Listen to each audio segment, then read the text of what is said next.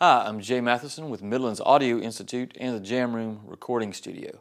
I'm here at Front End Audio today to talk about the Radial X-Amp. And what you use this for is to re-amp a signal, meaning that you want to take a line out from your workstation or your tape machine and run it into the input of this. Then on the output, of course, you run that into the input like a guitar amp or something like that. So you're taking a pre-recorded signal and you're sending it into an amp. A lot of times I'll have a guitar player play through a direct box straight into Pro Tools and then pipe that into here to run it through, let's say, a Mesa Boogie, a Marshall, or whatever to tweak the sound. That way you can control the amount of gain, the EQ, mic placement, and all that after the fact.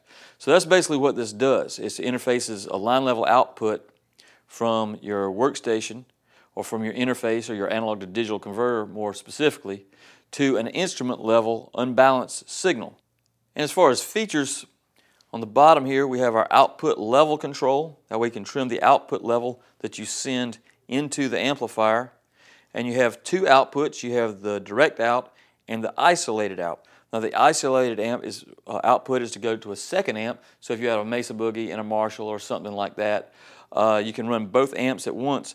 And since this is an isolated one, you won't get a ground loop between the two.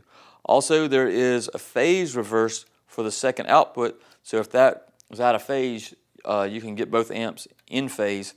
And of course, that's going to be a lot better than, when both amps are in phase, if the cabinets are in some proximity together, it's going to work a lot better to have them in phase than it is to flip it on your mic preamp.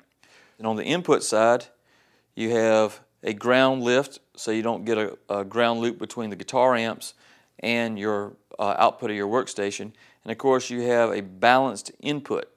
It takes an XLR line level input, and of course, if you have a 1/4 inch output, you'll just need to get some sort of adapter to run to the XLR input.